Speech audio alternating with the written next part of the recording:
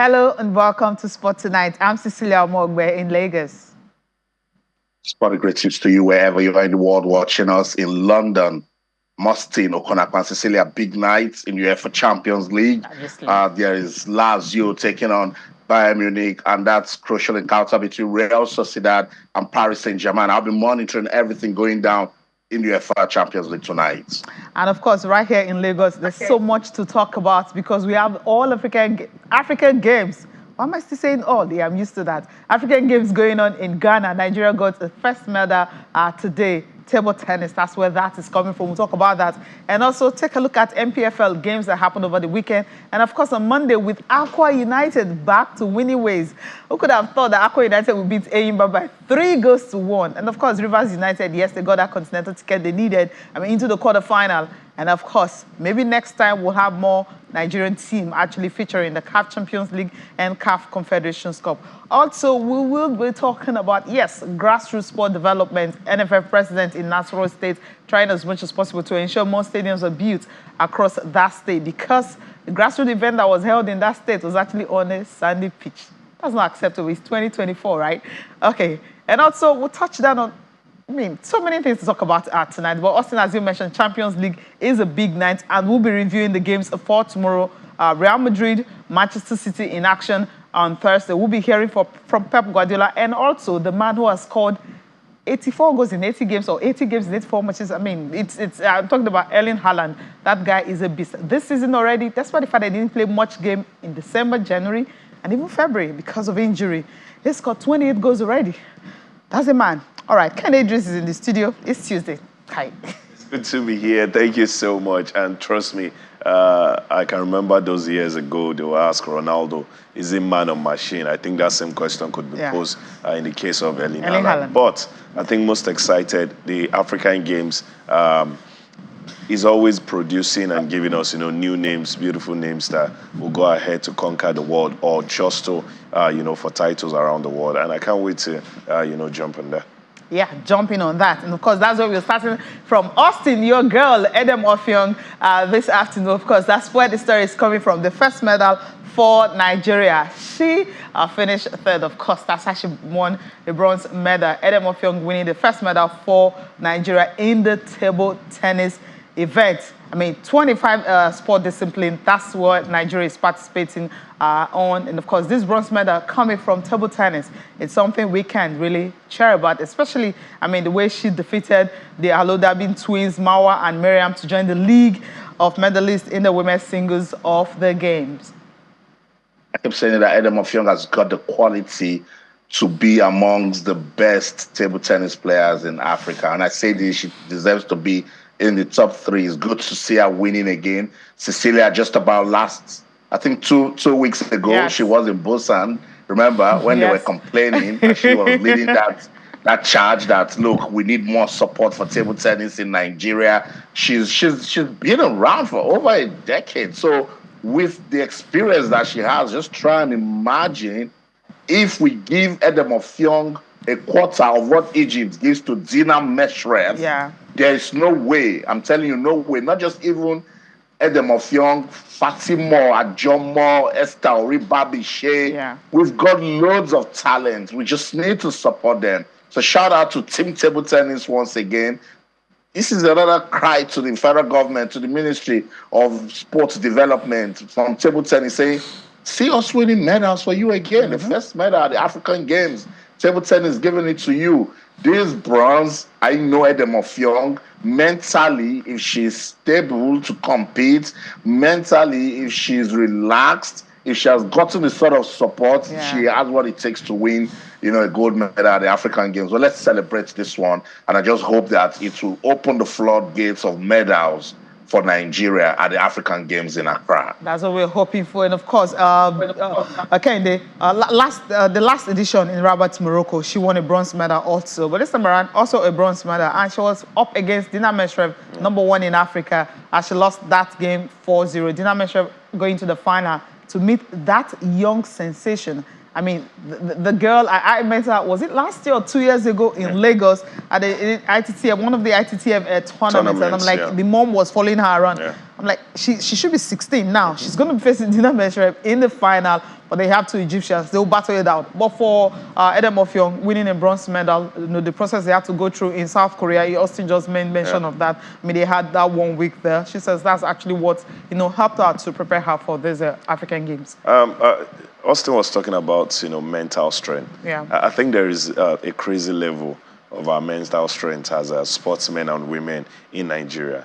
Now, during the AFCON, when I was, in Cote d'Ivoire, there is something that was so murky. There is something that cut across almost everybody. People from Europe, Spanish, German, Turkish, people from the Americas, from Asia. When they see you as a Nigerian, they just tend to look at you as somebody being more than just, overlooked. Whether you're a sport person, you're, whichever job you do, they just see you as a Nigerian and they're like, there is something about you. The only people who do not see Nigerian sportmen and women as being more than just normal are the administrators. And those are the people, like we always say, help you to get results. On match day, everything that would happen in the case of table tennis, on that table, 70% or even more had happened before match day. The mindset to take into that game will tell a lot how it will go. So many times you need to ask these guys what bothers them before every game. You're thinking of 7, 8 things, and the woman or the man you're to play against have got just one thing: play this game and win. This is my problem. And Demefiong, just 2 weeks ago, she was talking and she was like, what can we do? Okay. The federation won't do it alone. The ministry won't do it alone. Even if they can do it alone, they won't do it. Let us have private bodies. Please, just come help us. Because she knows what she puts in. She knows what these guys put in. She knows what her junior colleagues put in. And then when you put in all of that, you can't still get anything. Yeah. Cecilia, I'll say it again because I've always said it. One person in the whole mix of stakeholders, the sportsmen and women would every day at 6:30, 6 o'clock, go out there to put in their own shift. They will train, drop sweat, drop blood and everything. The administrators, how do you spend your every day to help us get to El Dorado? Just give them a program and help them out. All right, let's listen to Edem Offiong after her bronze medal that she won for Nigeria. I feel super excited. I am so proud to be the first person to win a medal in this game. It's been tough, and I really put in my best. And I had this opportunity to play well because we were in World Championship, and this helped a lot. And I want to thank the Nigerian Federation for making that possible to go to World Championship, because that served like a training tour, and that is the reason why I did very well here. The Egyptian, the reason why they are at the top, they play a lot of tournaments. We don't have that opportunity, but nevertheless, I am always very calm whenever I'm in a tournament. I don't feel stressed for anything. I just try to do my best, and I try to make sure I put in my best. And always about the Egyptian, they are very good. Like Dina, she's a world-class player, and she had this opportunity to play everywhere. I enjoy playing with her. She's very strong, but I did my best. Yeah, she did her best, but just wasn't good enough for a silver medal or a bronze medal or gold. Austin, I don't know, Quadro, of course, he'll be in action tonight against Omar Asa. I mean, he has never won a gold at the African Games. So, I mean, last time in Rabat, Morocco, we thought he was going to win it, but he was up against Omotayo. And that was actually how Omotayo came into the business, and that was a cracker. But now he's going to be up against, well, his biggest fan or his best friend, Omar Asa. It's good for, Africa's table tennis when arguably the best two players from the continent, come against each other. I like the fact that Omar Asa and Aaron Okwori don't see themselves as rivals. As you said, I think they see themselves more as friends. I remember when we're, at a championship in Yaoundé years ago, Omar Asa was telling me how Aaron Okwori inspires him. Aaron Okwori says the same thing too about him. They've beaten themselves, but I think head-to-head, Omar Asa leads. And as you said, Aaron Okwori yet to win gold at the African Games. He has done arguably what no African table tennis player has done. So it would just be good for a table tennis player at the African Games to be in his resume. So it will be great for that, but I don't think he will be under any form of pressure. It will be good for us to see good table tennis. He's also rested because he was not part of the World Championship team due to injury. So I think he will, come all out to, give everything for this one. And definitely he's got the quality to do it. But with Omar Assar just knowing how to win final games, we'll see. We'll see. Then Well, it's always a very difficult match. The level has actually improved in Africa, so you can see directly from round of 32. It's really hard and tough. But of course, we keep fighting and fighting. It's not about winning all the time. It's about sportsmanship. And I will try to enjoy. Table tennis is not an outdoor game. It's an indoor game. So temperature inside the hall should be 18 degrees, and there shouldn't be any kind of wind. We can't play in a windy weather. And air condition is always blowing the ball, so the ball is not direct. It's always like this. So it's not normal to play when there is air condition. The last 2 times I was in final, I lost. This is the third one. I hope I can, make it count this time around. I will give my best. I'm always prepared, but we will see how it will go. Hopefully, it will be positive. wishing you all the best. He's been to 3 finals and he hasn't won one. Maybe this might just be his time, or Lajide or Motayo might just, well, let's see what's going to happen. But then he's in the finals, so it simply means he might just have the opportunity. But let's leave that tennis now, because I know we can spend a whole lot of time talking about tennis, especially the problems of the Egyptians having more money and more time and more players at a tournament like this. And talk about another team that is also at the African Games. That's the football team, both men and women, the Flying Eagles and the Falconets. So we've got the list of the players for you that will be representing Nigeria in Ghana. So take a look at the team, the Flying Eagles. I mean, we have the team already. The Falconets also the team also already. But, yes, the last one, the Falconets, they won a gold medal in Rabat, Morocco. I mean, it was worth celebrating. And then, but the Flying Eagles, yeah, they've not really been, They've not been pulling their weight. They've not been pulling their weight when it comes to the football tournament.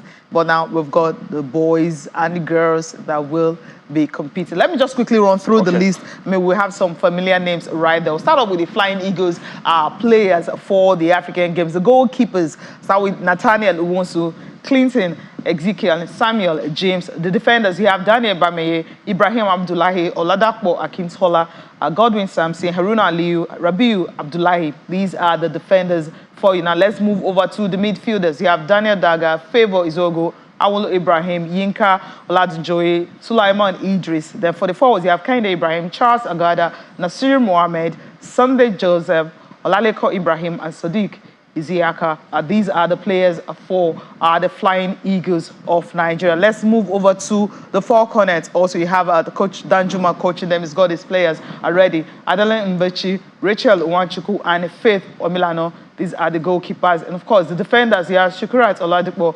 Oluchi Oyengbulem, Jumoke Alani, Chidima Ogbuche, Oluwabumi Oladeji, and Chidera Okenwa. These are the defenders. Go to the midfield, Adao Yina, Joy Ugboko, Chioma Olise, Chinyere Kalu, Olushola Shobowale, and of course for the forwards, Muturao Ezekiel, Blessing Okbe, Chiamaka Okochuku, Lovett Ede, Judith Oka, and Delight Owosu. These are the forwards. Muturao Ezekiel shows the last on the 20. Blessing Okbe also reverse angels with the Chiamaka Okochuku also reverse angels also with the last team, and Lovett Ede, Judith Oka, and Delight Owosu. So these are the players for you for the African Games. The Flying Eagles of Nigeria, of course, as you mentioned, they've not been pulling their weight, but the Falconets, they are defending champions. So which are you going for first? I think I would go with the Flying Eagles story. For the Falconets, there is still this gap. Yeah. When it comes to female football, especially the developmental age grade, level. So we can still get to bully a lot of teams. For the male, it's tough. You talk of the Senegalese, the Ghanaians, the Cameroonians, the Egyptians. They've got this youth system that works so well. And then we have our own Flying Eagles that don't get attention, that don't get motivation. Well, for reason, even the Super Eagles that we carry on our heads, they suffer a lot. Now imagine, what happens with this team. And I think that's one of the reasons why some exciting names in that list. Daniel Dagger, comes to mind so well. Some exciting names that you feel they will go out there. But like what we've said, are you really preparing them to go, to just compete or to get a medal? To get a medal. There is a way you go with all of the guile. You go with all of the, the charisma. Even teams that you're to play, they are already defeated because of the way they are seeing you coming. But they hear stories. You're to play a team, and then don't look at it. Just go perform. Just go. It's because this. See, any Nigerian team is a class team. Yeah. We are a country blessed with talent. Yeah. If you watch all of these guys play, not with their national team, you would know that these guys are exciting footballers. But when they come together and then they get to play, it starts from how do you select coaches for them? What are the criteria for getting coach? Or you just do paddy, get one coach who you feel you need to pay back and all of that. I'm not mentioning any coach. I'm not being no disrespect to anybody. I'm just saying, how do you get to get these ranks, assistant coaches and all of that? What are the backroom staffs, the psychologists in it? These are things that teams have that we don't have, and all we depend on is the fact that they are talented. I've talked about the Falconet. I think that the gap, the disparity in talent and input of how many years they've. I think the Falconers will still continue to bully teams, and I want to see that happen again. Falconets the bully. That's the name he's actually calling them right now. Austin, and we've seen what Coach Christopher Danjuma has been doing with this team. I mean, the fact that you look at the Super Falcons and you check the Falconets that have been infused into the team, and then you check the plethora of talent that we still have. Actually, most of them that played at the last under-20 in Costa Rica, I mean, most of them have gotten clubs abroad, and then just the few, 2 or 3 that you have in the squad, and those ones were not regular the last one because they were so young, when they were called to camp at that time. Now, this team, are you putting your money on them that they can actually defend the title they won in Rabat, Morocco? Oh, sure, 100%. And I always say that with age-grade football for our women, there's no contest. And you cannot debate that there's so much talent. I mean, so much talent abound in that at that young level. I always say that the NFF just needs to find ways to keep that process going. I remember I said it on the show during the World Cup in Costa Rica that I think I mentioned about 6 players that actually have what it takes to just walk into the Super Falcons. And I like the fact that we saw some level of progression into the Super Falcons. And now, with the other talents that have made their way out of the country, it's a clear testament that we have talent. So what do we do to keep that production circle going? We need to still invest in the grassroots. We need to still give attention to age-grade football. We need to empower the girl child, because this is a good way to empower young girls, Cecilia, I was saying it when they were playing the qualifiers. I think I did the show with Yemi, and someone was trying to tell me about Tanzania. I said, no, nothing comes close in Africa. Because we have the talent. And these girls, when they have an opportunity to represent the country, they give 100%. And Coach Christopher Danjuma, I think we're just so blessed with that man. He knows how to coach at this level, and he's always ready to just come up to do it for the country. So let's continue to keep that production circle going. You're asking me if they have what it takes to win their title at these African Games, 100%, because talent's everywhere, and they've played with themselves, they understand themselves, and I just hope that whatever the outcome, we should still see the need to support the girl child through football in Nigeria. Yeah, of course, we're rooting for all of them there. We need to go on a break now, but while on the break, we'll be having Inside the Niger Delta with Mamode Akura on DSTV. And of course, Sport Tonight will continue on all other platforms. But Aaron Okodri and Omar Asa, they are in action right now. It's 1 apiece in the first set.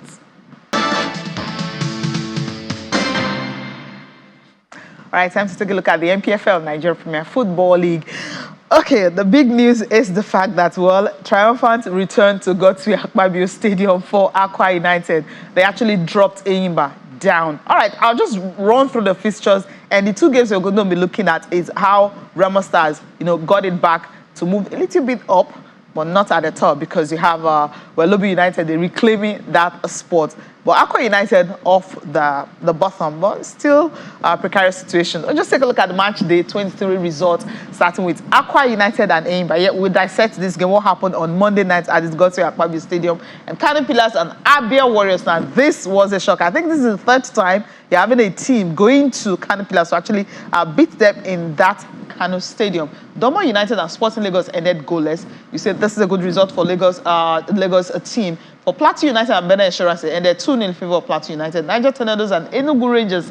Another result also you want to look at. Enugu Rangers going away all the way to Niger State to be Niger Tornadoes by 2-0. Let's take a look at other games. Katsina United lost at Lobby Stars 2-0. And that's why Lobby Stars are back at the top of the table. And Heartland and Sunshine Stars, it ended 1-1. Heartland got a point out of that, but that obviously won't help their cause because they're still bottom of the table. Remo Stars and Bayelsa United. This also was a result that helped Remo Stars earlier on Saturday. On Sunday, we're looking at Remo Stars at the top, but by Tuesday already, you're having them moving up to as far as fourth place on the log. And Gombe United and Shooting Stars, this also ended 1-1. It was competitive, at the weekend, because you have some teams taking points away from home, and some teams also winning away from home, which is usually not regular. You look at the win ratio when in terms of teams playing away from home. But right now, you look at we'll look at the table later. I mean, the interesting thing is we'll start off with Remo Stars and Bayelsa United. Remo Stars knew what they needed to do. Yeah. And they got it. And that's what you do. These are the period where it won't be flamboyant. It won't be beautiful.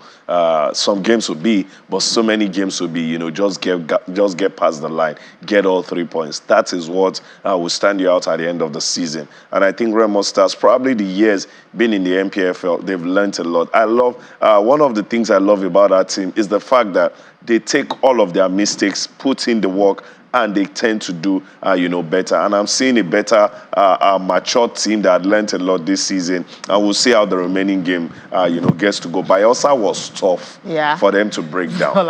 Also, you should understand, when you're at that top, you're an easier aim for teams. They feel like, if I can get a point off the top three, then I think I am going somewhere. And that is what happened with Bayelsa and Remo Stars, but he got the job done. Cecilia, I think two results were outstanding for me. The fact that Abia Warriors, as much as they've been good, they've been decent this season, going away to get all points off Kano Pillars, I think that's massive. That is more than huge. I don't know how they got to do that, but it is massive. And I must kudos. I don't know, maybe you have heard, up until now, I've not heard so much, that there were no issues from the Kano fans, Kano Pillars fans.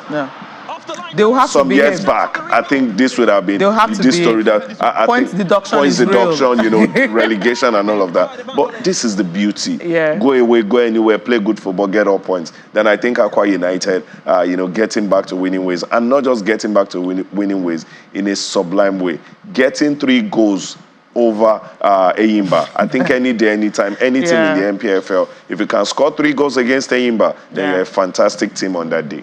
I think Daniel Eche, the guy who scored that decisive goal for Abia Warriors, will be remembered for a very, very long time. Austin, Remo Stars knew what they needed to do against Bayelsa, and they did that. They got all 3 points on Saturday. And then on Monday, Aqua United returning to that stadium they've been yearning to go to. And then what happened? 3-1. Over Enyimba. This is what you call triumphant return to the stadium. I know. They need to roll out, all the drums but now they need to stay focused, because despite that win, they are still 17th on the log. They've not survived relegation yet. They're still in that zone, and that's called the poor start.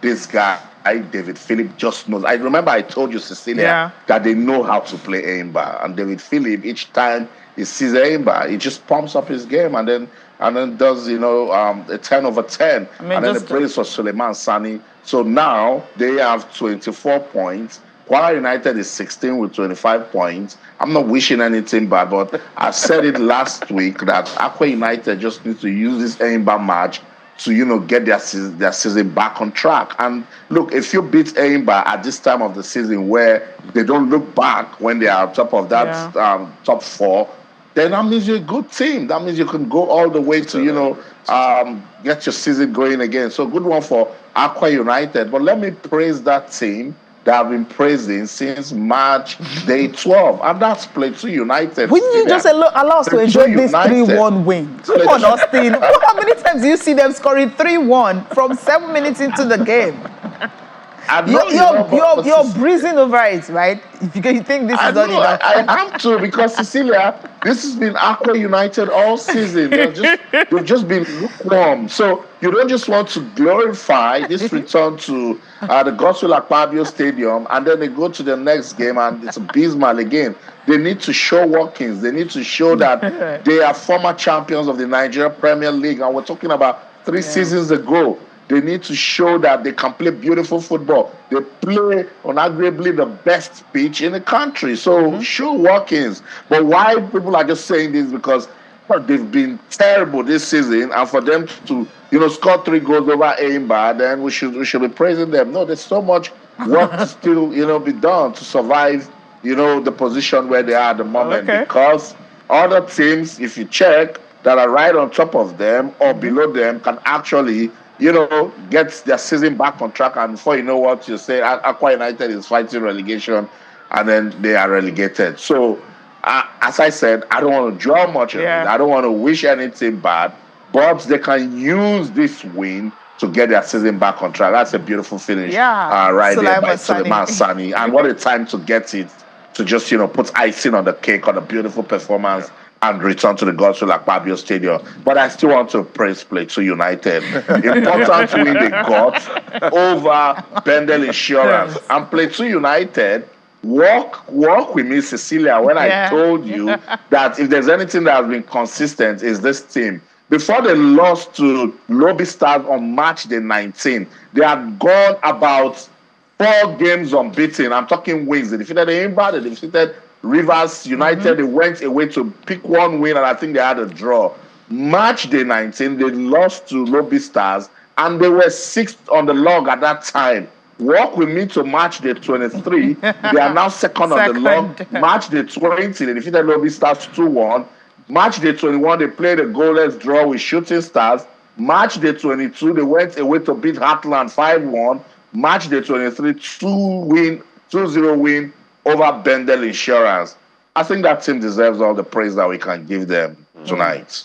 Okay, kudos to Plateau United. Now, let's take a look at the table. Austin mentioned, the position of Plateau United. Yes, they are second on the log. Lobby Stars leading 42 points after 23 games. The numbers of wins on Plateau United are the same, 13. And the losses, of course, Plateau have more, and that's why you have Lobby Stars leading on 8, and the goal difference. This is where you're going to be taking a look at 13. And so Lobby Stars will need to be careful, because Plateau United really breathing down their neck. Goal difference, they are better on this one. Enugu Rangers on 40, 3rd position after 23 games, and Remo Stars complete the top 4. Now, where is Eimba? Now they are now 5th.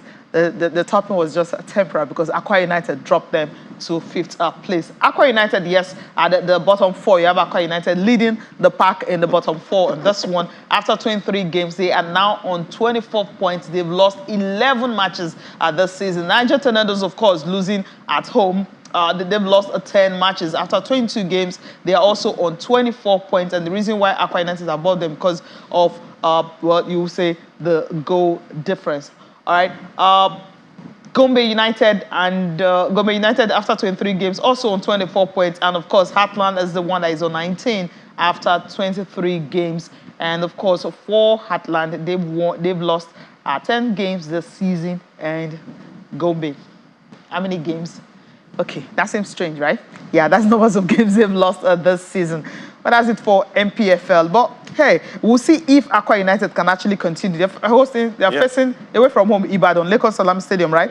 Going to be facing shooting stars. And Okay. that's going to be tough. But I also want to say well done to Rangers. Last season was abysmal. Yes, it was a season to forget for everybody who loves Enyimba, and they are doing so well this season. And also, the survival race continues for Sporting Lagos. It's our darling club in Lagos, so they went away to get a point, and that's good. This time, you just need to do it, whether scrappy or fine, just get to survive. Yeah, and for Gombe United, they lost 12 games this season. 12. That's numbers of games that they've lost this season. Almost half of what they played. Right? Yeah, right. It's so much. I thought Aqua United have lost more games, but hey, Gombe, wow, that's a whole lot. And even Heartland have lost 10 this season. Not looking good for them. But we'll see what this Saturday how it will play out for all the teams that are pushing forward to see how they can be on the continent, avoid relegation. And also, league winners, this is going to be hard. Between Enyimba, Rangers, Lobby Stars, Plateau United, even Remo Stars, they are all in contention to win the league this season. Okay, let's leave NPFL and talk about grassroots development, because I remember one of the campaign promises of the current NFF president, Ibrahim Gusso, was he wants to focus on grassroots because he's been there before. It's something he usually do. But when you take a look at the place where this particular grassroots competition was held, I mean, I think he wasn't really happy about it, and that's why he went on to say that they want to establish stadium in Nasarawa Northern Zone. I mean, the pictures will come up shortly of that particular stadium. So he said he's going to, have that football in the Northern Zone. He was speaking during that maiden edition of the Nasarawa North Football Tournament that was held in Akwanga local government area of the state. Its tournament is to foster the growth of grassroots football, organized by the chairman of the Nationwide League, Silas Agara. So here he is being presented, of course, with the jersey. And of course, when the game started, you have the teams who won. I mean, grassroots development is always the place to go. Now, this is what I'm talking about. This was where the grassroots was held. At first, I was like, is it beach soccer or what are we playing? But hey, it's just normal football. But it's just, I mean, they don't have a place to play. Wow. But this is where they have to play, and they have to make use of this. And you have the NFF president present, actually watching this. That's why he felt, okay, you know what? We need to give these people something. And it's beyond talking. Yeah, it's going to do it. It's beyond wishes. Yeah. It has to do with hard work. Yeah. You need to push all of the odds. You need to, press all of the buttons for this to happen. Like they say, the more the merrier. Yeah. If you have stadia, scattered everywhere, you can easily pick from plenty. Let's take Spain, for example. There are games we've played friendly at the Cadiz Stadium, even when Cadiz were not in the top flight. And then they had to play games there because it's a fantastic turf. And then you talk about Valencia. You talk about, you don't even go to the Barcelonas, the Real Madrid, the Atleticos. These are lush, beautiful stadiums. And then when you're talking the Super Eagles, you tend to struggle for you to get a place for them to play. You talk the Super Falcons, and you check sometimes where they play, and you wonder, this is the best, the finest team in Africa playing on a turf like this, because we don't have many options. And this is what we should do. Start investing consciously on this, and you would even get players out of it more. I'm so happy when the NWFL had 3 weeks postponement. I'm saying some of those pitches we saw, please, if there is anything that could be done before 3 weeks. 3 weeks elapsed, grow something. Well, aren't you tired of the postponement? Also, we have something. I mean, we'll have a day for NWFL. We have a day for NWFL. I'm just saying, invest ferociously. 3 weeks. No, I'm talking about, is this the third time or the fourth time? No, this is the second. Oh, no? The postponement. Yeah, I'm talking about the breaks you're having, in between the breaks. I mean, I've not had that before. We love NWFL. We want it to run smoothly. But what we are facing, I know maybe the board are facing a lot of issues. Yeah. But hey, if you don't tell us what you guys are facing, we wouldn't know what you are facing. But you need to tell us. Maybe clubs are honorary games, right? Yes, they may not have the best of pitches or something. Maybe referees are not being paid. But I really don't know, because we've been trying to find out. We've even tried to bring the chairperson to the show. We're still waiting for her to actually respond to us to see if we can, get something out. Let people have been asking me, are you guys don't do NWFL anymore? This season is not, they're on a break. So if they're not playing football, we cannot give you what they're not doing. Austin, you saw that pitch, and of course, maybe we need to listen to Guso, right, before you react to this. Let's listen to NFF President Ibrahim Guso and also Silas talking about this particular grassroots tournament and what they need to do to turn everything around in Nasarawa Northern Zone. It is part of my own campaign promise that we will do our best to encourage grassroots football.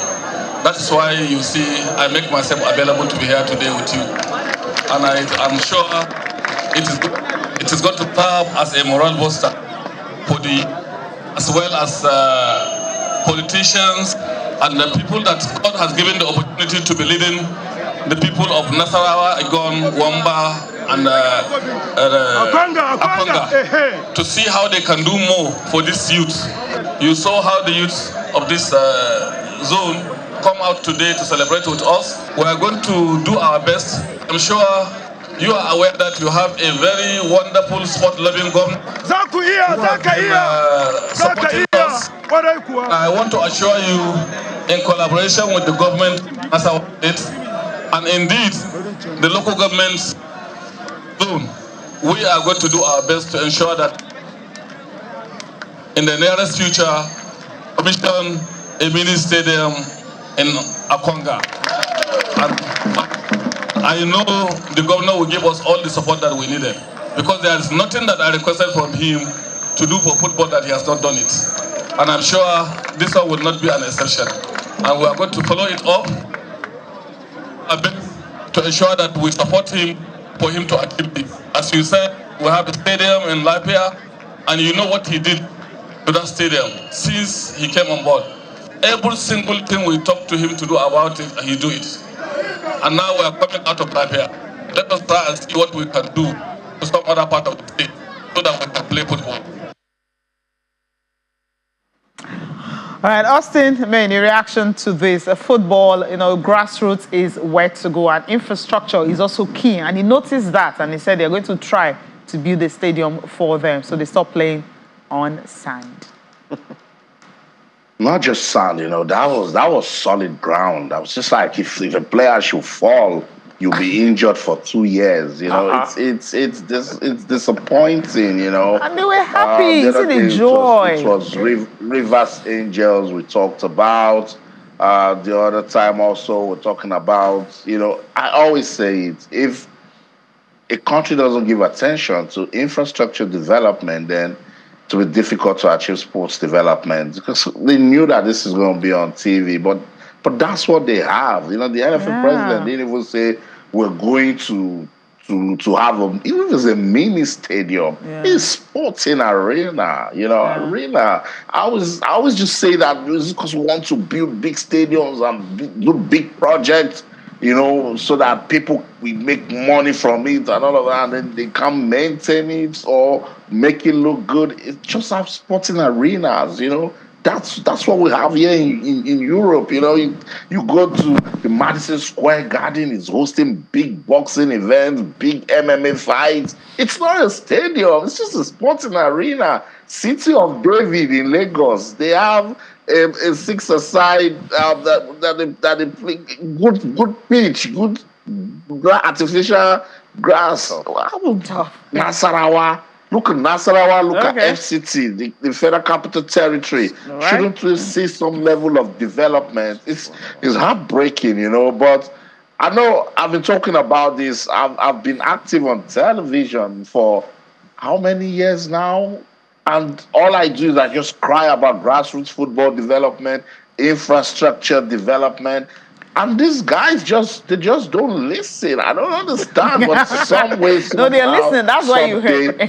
I pray we just do the right thing, Cecilia, because it beats me, We will. I want in the next 2 years, we want to see that particular northern zone, that local government having their own stadium, and they don't play on ground anymore. We'll be monitoring that to see what's going to happen, because it said on live TV that they will be, in conjunction with the state government, try as much as possible to give them a mini stadium so that they can play. We see the joy and the happiness they felt playing football, even on that kind of ground. It shows the passion that these youth have for the beautiful game of football.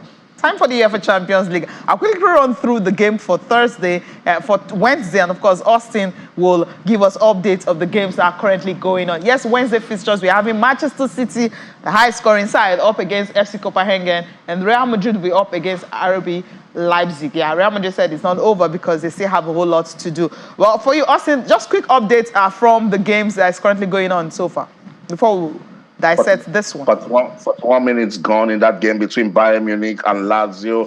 Bayern Munich just got the lead, so they are 1-0 ahead. And then Real Sociedad, they are down by a single goal. 40 minutes gone in that one against Paris Saint-Germain. So it's now 3-0 on aggregate, and it's advantage PSG. But let's see what Real Sociedad can do in second half. But it seems PSG might just take a slim 1-0 lead into the break.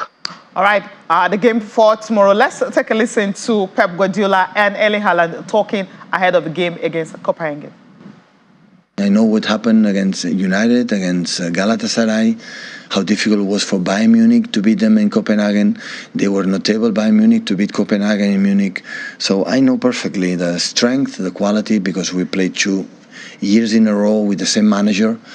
So, of course, they have a strong link striker, so you can link with them. They have a pace in the transition. They link inside a lot of time. But especially what I like a lot is the way they defend, they compact, and really, really good movements they do. I always had the feeling when I arrived in Barcelona the first years, and okay, we arrived semifinals. Now to reach semifinals is so difficult. The teams are better. Managers are better. Everything is even more difficult when I was a football player in the beginning. But at the end, the better teams always go through. A concern always is there. Always. The warnings always are there. Otherwise, with no big signal. But in the same time, I prefer to start 1-3 than 3-1 down. So that's for sure. I prefer that result than the other one. I would love 0-7, but normally it doesn't happen in Champions League, especially away. At the same time, the warnings are there, yeah. I respect a lot Copenhagen, a lot. Yeah, you can think about it in 2 ways. One thing, I came here and won it all. And the other thing, I'm 23 years old and I won everything. And I got the taste of it, how it is to win everything. And how I work is that when I feel this, I want to win it again. Easy as that. Last year's top scorer, I got 36 goals. And this season's top scorer's got, I think, 18 so far. So you can think it in 2 ways, if it's been a good season or not for me. I think we're doing pretty good, as a team. That's my main focus, of course. But yeah, I've been missing. I miss a lot of chances. I will still keep on missing chances. I will still score goals. Yeah, I'll probably miss a big chance in the future as well. And people are going to criticize me, and what can I do then? Should I think of that? No, I should focus on scoring more goals and to help the team. Scoring more, that's why he's got 80 goals in 84 matches since he joined Manchester City in 2022. Man City and Copenhagen, will you say done deal or so much to play for? Just a quick one, wrap this up. Done deal. Okay, done deal. Why is Guardiola always... Let me say Champions League is more difficult now to progress, but the better team always excel at the end of the day. Copenhagen. Austin, let's go. Yeah, Pep Guardiola, and he just comes out and tries to, stay humble. But I don't think Pep would like Haaland saying he will miss a big chance, right after that presser. He's going to call him and say, hey, man, what are you talking about? The game between Bayern Munich is now in its 44th minute. We'll soon get into halftime. It was Harry Kane in the 39th minute that gave the Bavarians the lead in that second leg encounter against Lazio. So now it's 1-1 on aggregate, and it's Real Sociedad 0 and PSG 1. Kylian Mbappe in the 15th minute for the Parisians in that fixture. That's the show in London. I'm Austin O'Connor. In everything you do, remember, keep talking sports. Bye for now. Idris, Kende, it was nice doing this with you again. It's always nice doing this with you. And I'm looking forward to another Tuesday. Thank you so much for watching. I'm Cecilia Mogbe. Have a good night rest.